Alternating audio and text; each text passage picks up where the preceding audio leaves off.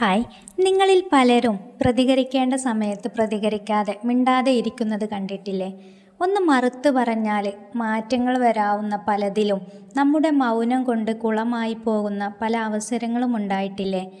സത്യത്തിൽ എന്താണ് ഇങ്ങനെ മിണ്ടാതെ പ്രതികരിക്കാതെ ഇരിക്കുന്നത്? ചെയ്യുന്നവർ ചെയ്യട്ടെ, പറയുന്നവർ പറയട്ടെ, ഞാനൊന്നും മിണ്ടുന്നില്ല, തിരുത്താൻ പോകുന്നില്ല എന്ന തീരുമാനത്തിൽ എത്തിയത് എന്തുകൊണ്ടാണ്? ആരെയെങ്കിലും പേടിച്ചിട്ടാണോ? ആളുകൾ എന്ത് പറയും, എന്ത് വിചാരിക്കും എന്ന് കരുതിയിട്ടാണോ? സത്യത്തിൽ ഇതൊന്നുമല്ല. പിന്നെന്താണ് സമാധാനം? അതിനു വേണ്ടിയാണ് പലപ്പോഴും പലരും മിണ്ടാതിരിക്കുന്നത്. രണ്ട് വ്യക്തികൾക്കിടയിൽ ഒരു കാര്യത്തിൽ സംഭവിച്ചത് എന്താണെന്ന് രണ്ടു പേർക്കും അറിയാമെങ്കിൽ പിന്നെ അത് തെളിയിക്കാൻ വേണ്ടി എന്തിന് സംസാരിക്കണം എന്നാണ് പലരുടെയും ധാരണ.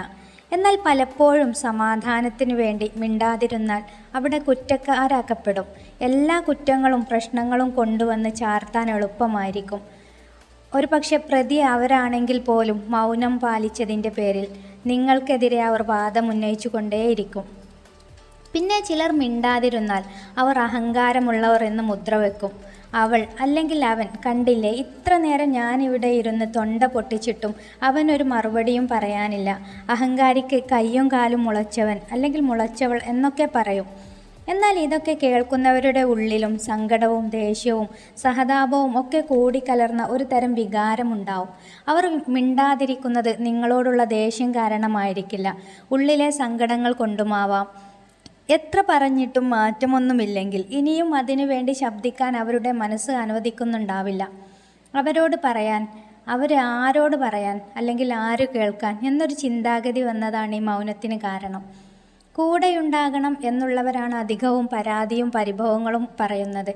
നിങ്ങളോട് ഒരാൾ നിരന്തരം അവരോടൊപ്പം ഇരിക്കുന്നതിൻ്റെ സമയക്കുറവിനും സാന്നിധ്യക്കുറവിനും പരാതി പറയുന്നുണ്ടെങ്കിൽ അത് നിങ്ങളോടുള്ള ഇഷ്ടക്കൂടുതൽ കൊണ്ട് മാത്രമാണ്.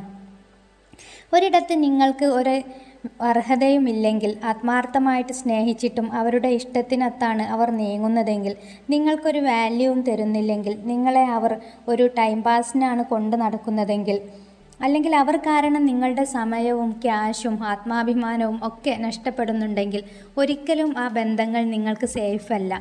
ഒരിക്കലും ആ റിലേഷനിൽ നിങ്ങൾ എത്ര ശബ്ദമുയർത്തിയിട്ടും കാര്യമില്ല, പ്രതികരിച്ചിട്ടും കാര്യമില്ല. 1-2 ദിവസത്തേക്ക് അല്ലെങ്കിൽ കുറച്ച് സമയത്തേക്ക് മാത്രമേ അവരിൽ വ്യത്യാസങ്ങളും പരിഗണനയും ഒക്കെ പ്രതീക്ഷിക്കേണ്ടതുള്ളൂ.